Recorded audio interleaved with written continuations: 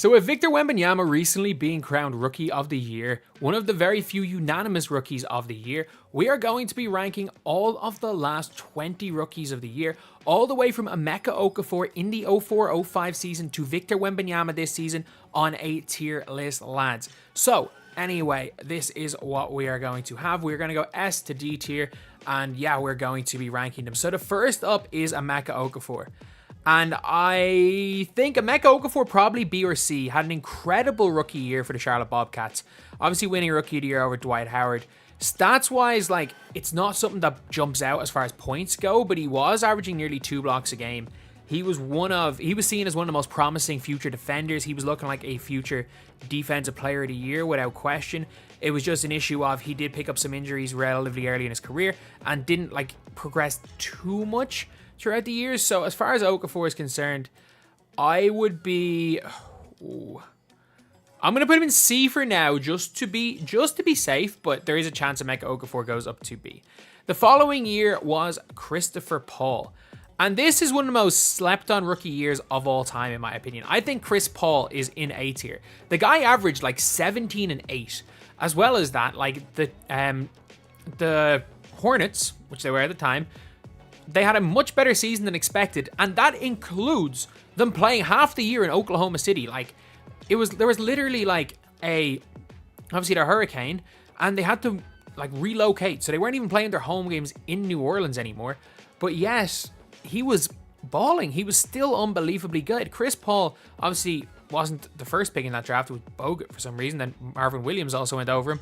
But at the same time, like CP3's rookie year of like 8 assists with 16 points. Yeah, there are guys that are going to score more than him that might be lower. But I do think Chris Paul belongs in that A tier. He's definitely not in the S tier. Definitely not in the S tier, but an unbelievable rookie year for him. The following year was Brandon Roy. And a very kind of a weak draft in general in 2006. Yeah, LaMarcus Aldridge was good. Rondo turned out to be good. And as great as Brandon Roy was, a lot of people have fond memories. I don't think he had a better rookie year than Emeka Okafor. I don't. I think he scored short of 20 points a game. He was still really good, and he ran away with that rookie of the year, obviously. But it's just when we're looking at the rest of these guys, he's definitely not in this bottom tier. He's no question about it not in his bottom tier. There's a 0% chance he goes in the bottom tier. But I do think out of these two, I would be more inclined to put Emeka Okafor up. I don't want to jump the gun too early and put a bunch of guys in B tier and get left with guys are having to move down. So I'm going to go with Brandon Roy there. And this is going to be the controversial one because everybody knew after KD's rookie year he was going to be a superstar. I'm going to put KD into B tier. Yes, he averaged over 20 a game, but the guy shot 28% from 3 and like 42% from the field. Kevin Durant was really, really good, but like the Seattle Supersonics still sucked. Like they still sucked. KD obviously was showing incredible potential. Everybody knew he was going to be good, but if you look at the rookie year, those shooting percentages were abysmal. They were absolutely abysmal. And I do think he had a better rookie year than Brandon Roy. And he was the number one option, and coming into the NBA as a number one option, your shooting percentages are always going to be quite low. I just think he was a flat out scorer who maybe didn't score efficiently enough to get into these top 2 tiers. Obviously, so far of all the players, Kevin Durant is the best, but as far as just pure rookie years go, I'm going to put him down into B tier. And Derrick Rose, and this is another tough one when it comes to Derrick Rose, because Derrick Rose, obviously the 2009 Rookie of the Year. If you include what he did in the playoffs, you've got to put him into the B tier because of what he did in that first round series against Boston. But I think it's a similar level to like a Brandon Roy. Obviously, he was an MVP by his 3rd year, was one of the best young players we've ever seen. But I still don't think, like, he put up similar scoring numbers to a Chris Paul without the assists. We knew he was going to be good, and then towards the end of the year and the playoffs, he did pick up. But we're purely looking at regular season. We can't take playoffs into account. If playoffs were taken into account, he's here. I think pure regular season, I'm going to put him in C. Again, there is potential he moves up, but did he have as good a rookie year as Emeka Okafor? And that's really where the question is. So, yeah, I don't know. I don't know about Rose. Rose could get moved up. We could be doing some changing, but for now, I'm going to put him into C tier. Tyreke Evans, A. 25 and 5. The guy had, like, he was putting up LeBron-esque numbers. He's probably going to be the lowest in A. You could see him down as high B. And yes, Tyreke Evans peaked as a rookie. Tyreke Evans did not get any better after his rookie year. They tried to convert him into like a small forward. Nah. He was a big point guard. He was a damn good one. And like he was putting up 20 points in 2010 where that wasn't common. There weren't that many guys putting up. Guys were getting max contracts as a scorer for putting up below 20 points a game. And he was putting up 25 and 5 as a rookie. Yes, the Kings sucked. But Tyreke Evans, I think it's one of the more slept on rookie years in recent memory. Because of how bad he was after his rookie year. But I think Tyreke Evans, for what he did that 1 year for Sacramento, he did obviously peak that year. You've got to go and put him in A, in my opinion. And he was obviously the 2010 rookie year. The following year was a guy in his draft class. The number one pick in the draft class that Tyreke Evans was in is Blake Griffin. Obvious S tier. Obvious S tier. The guy was an all-star as a rookie, something we have not seen since. And he was a revelation. Like, the guy was averaging near 20 and 12 as a rookie. He came right into the NBA and he was box office. Everyone wanted to watch him. I haven't seen this much hype. Like, he was almost as, like, hyped for people wanting to watch as a rookie as Wemby. Maybe more. Actually, more. More people were interested in watching Blake Griffin as a rookie than watching Wemby as a rookie. As good as Wemby was. Blake Griffin, you could argue, has, like, in the one and done era, I think he played 2 years in college and also redshirted a year because he got injured. But in the one and done era, I think he's probably the best rookie. He's probably the best rookie we've seen. You can maybe make an argument for Wemby and one other guy, but he has to be up there in that. And even like LeBron, I'm not sure LeBron would get into S tier in this list if we went 1 year before that. But the year after was Kyrie Irving. And man, Kyrie, the Cavs did suck again. The Cavs sucked again. But Kyrie was real good. He was really, really good as a rookie. I'm going to put him... Like, how much worse than Chris Paul? Like, this is a tough one because he's one of these two tiers. I'm not putting him in A. I think he's probably going to go into B. Like, he averaged probably similar numbers to Chris Paul, but didn't have the impact on winning that Chris Paul did straight away. I'm going to do this. I'm going to move Emeka Okafor up a tier. And Kyrie Irving, I'm going to put him in B. I'm going to put him slightly ahead of Derrick Rose as a rookie for the regular season. Obviously, Derrick Rose did go make the playoffs. Oh, now this is... It's hard to put Kyrie and Derrick Rose in different tiers. I might go like this, you know. Oh, I think I'm going to do this. I think I'm going to change it to Kyrie. Like, it's close. Like, this B and C tier are very, very close. I do think the A tier is a little bit ahead, but these B and C tier are very, very close. And the year after Kyrie Irving is Dame. Unanimous Rookie of the Year. Like, a decent Portland Trailblazers team. Not a brilliant Portland Trailblazers team. The next year they became good. Dame was unbelievable as a rookie. Yeah, he did come in after 4 years at Weber State. Yeah, he was more NBA ready than most of these guys. But, like, that doesn't change the fact that Dame was ridiculously good as a rookie. And, like, he was unanimous Rookie of the Year in a pretty decent rookie class. Like, the 2012 draft had Bradley Beal and Anthony Davis as well. Harrison Barnes actually came in and he was all right for Golden State as a rookie, if I remember correctly. And he was still unanimous Rookie of the Year. So, I think A tier is completely fair for Dame. He was putting up a lot of points. He was a highlight machine. And I just remember the hype being like, why did he go number 6? And... I mean, in a redraft, you can make an argument he's number 1 in his draft class over Anthony Davis. That's how good Dame's been in his career. But as a rookie, Dame was definitely the better of the two. So Dame's coming in here. Michael Carter-Williams has the most fake rookie of the... He has the most fake 17-6-6 year of all time. This was a team trying to lose. He's going into D tier, and yeah, you might be like, oh, but he put up all these numbers. He had this great rookie year. No, he didn't. The team were trying to lose. The team gave him the reins. They let him do whatever he wanted because they were trying to lose. It's a completely different scenario when your team's trying to win. Or at least not in a literal process where they're trying, like, some teams lose because they're young and trying to improve. These were losing because they were trying to lose. Every time a player played well for them, they would trade them.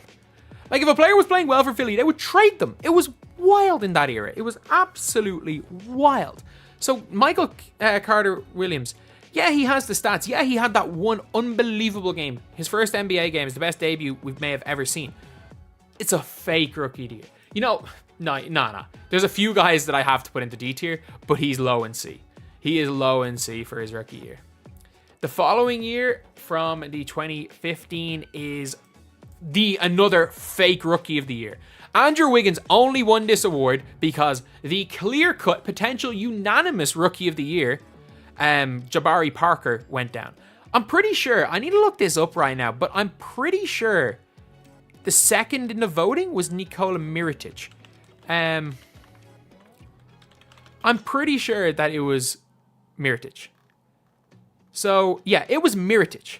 He didn't win unanimous MVP over Mirotic, who averaged 10 points a game. Mirotic averaged 10 points a game. And this guy couldn't win unanimous MVP over a guy, or not MVP, rookie of the year, over a guy who averaged 10 a game. No. Wiggins, get into D tier. The following year was the 2015 draft and was Karl Anthony Towns. And now this, I'm probably going A tier for Cat. Unanimous rookie of the year in a good class. Like, he was unanimous rookie of the year in a class that contained Porzingis. Do we not remember what people were talking about Porzingis as a rookie? The class also had Jahlil Okafor, who was putting up 70 in a game as a rookie, and Nikola Jokic was in it as well. So this draft class was stacked. Devin Booker. Let's not forget Devin Booker was a rookie in this class. In a stacked 2015 rookie class, he was a unanimous rookie of the year. He was that good. On the defensive end, he wasn't anything spectacular, but at the end of his rookie year, people were saying that they would start a franchise with Karl Anthony Towns. Like, it was the first time LeBron didn't win that vote. People were saying they would start it with Cat over Anthony Davis, who was only a couple of years older. Cat's rookie year was ridiculous. Not quite into the top tier, not quite S tier, but Cat probably, I might put Cat as the top of A so far. All these guys in A are ridiculous. The following year was the worst rookie of the year ever in Malcolm Brogdon. Maybe Mike Miller's worse than him, but like, Malcolm Brogdon's one of the worst rookies of the year ever. Like, it was between Malcolm Brogdon, Dario Saric, and third place was Joel Embiid, who played 30 games, all 30 on a minutes restriction. He played 20 minutes a game for 30 games and came third in rookie of the year. This was a pathetic rookie class. An absolutely pathetic rookie class. And I don't mean that these guys ended up being pathetic. The 2016 draft class was fine. Like, Jaylen Brown was in this class. Obviously, some other guys stepped up, but it was literally like a second round pick in Malcolm Brogdon won rookie of the year, averaging like 10 a game.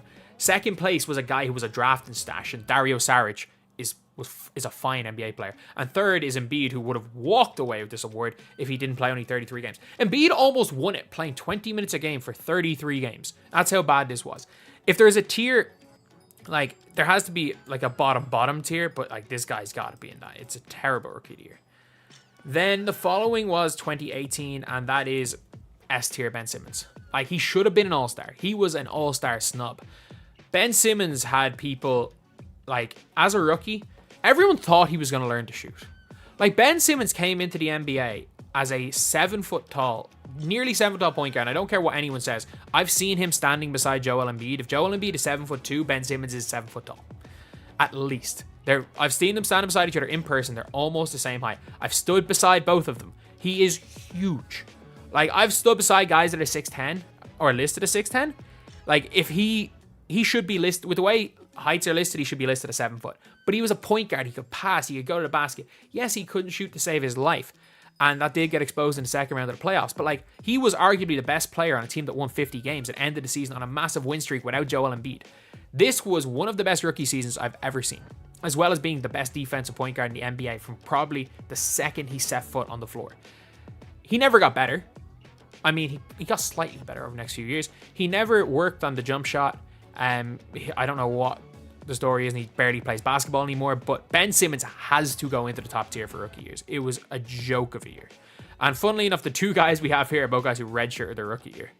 But after Ben Simmons was the 2019 Rookie of the Year, and that was from the 2018 draft, which was a Luka Doncic. Like, Luka was great. This is a Kevin Durant scenario all over again. Luka kind of did everything.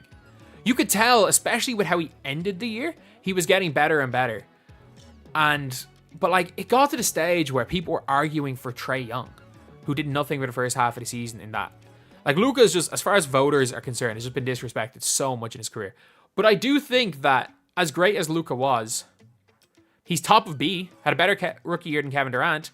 But I'm like, did he have as good a rookie year, in my opinion, as Dame? No. Like, that's like, he's either bottom of A or top of B.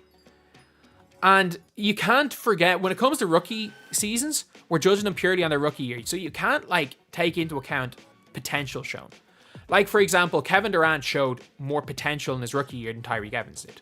He showed more potential in his rookie year than probably anyone other than Ben Simmons did. But, like, these two guys were the finished product, the real deal from the second they stepped in. So they probably had better seasons. And I think that's where Luka Doncic comes in. He probably does go into the B tier, without question deserve that rookie of the year. But I'm going to put him in as a high B tier player. And that just, again, it's just a stacked list of teams, to be honest. The following year was the COVID year. And I think had Zion played the whole year, Zion probably would have won rookie of the year. Ja won it. And Ja had a real good year. Like, the Memphis Grizzlies were better than expected. Ja had a really nice year. And he put up very similar numbers to like a Rose or a Kyrie, while also being on a better team. And from the moment he set foot in the NBA, he was the number one option on a team that was, like, I think they were the 9th seed in the West. So, yeah, I like Ja. I think Ja, really, really good player. Or had a really good rookie year. And I think you put him in B. I think maybe you could argue him down. But I think you do put him in B. I find it hard to put Kyrie's rookie year in C, though. So if I can find one or two more guys to put into C tier, I'm gonna move Kyrie up to B. Yeah, so 4 guys I had in C tier have gone up to B, but I'm gonna keep it like that for now. The next rookie of the year was LaMelo Ball, and I think C tier is fair for LaMelo Ball. Like, I don't think it was an outstanding rookie year. I think Anthony Edwards probably did deserve it. I thought that at the time, but it was just that LaMelo would have a highlight play every second game. He actually did pretty well with the Hornets. The Hornets were better than expected. But I do think with LaMelo's rookie year, still there were a few injuries there. I could be harsh on LaMelo. I could be very harsh on LaMelo Ball, but like, very similar rookie year. He had worse stats than Michael Carter Williams, but he was better as a rookie. This is a freaking fake rookie of the year.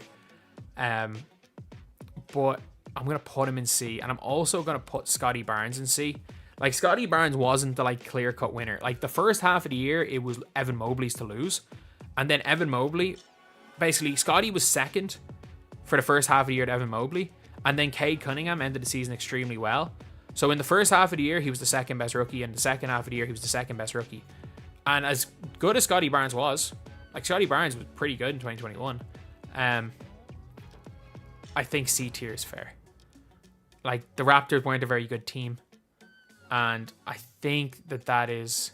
Oh, sorry, 2022. What am I talking about? The Raptors were a pretty good team in 2022. And he was a big reason why they stepped up. But they still had, like, Siakam back. He had a good roster. No, I'm going to keep him here. I'm going to keep him around there with LaMelo Ball.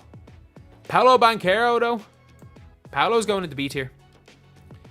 While, if you judge by the first half of the rookie year, he's kind of like in that like B, C tier, but I do think he showed a lot of promise. The amount of points that he averaged was comparable with anyone in this tier.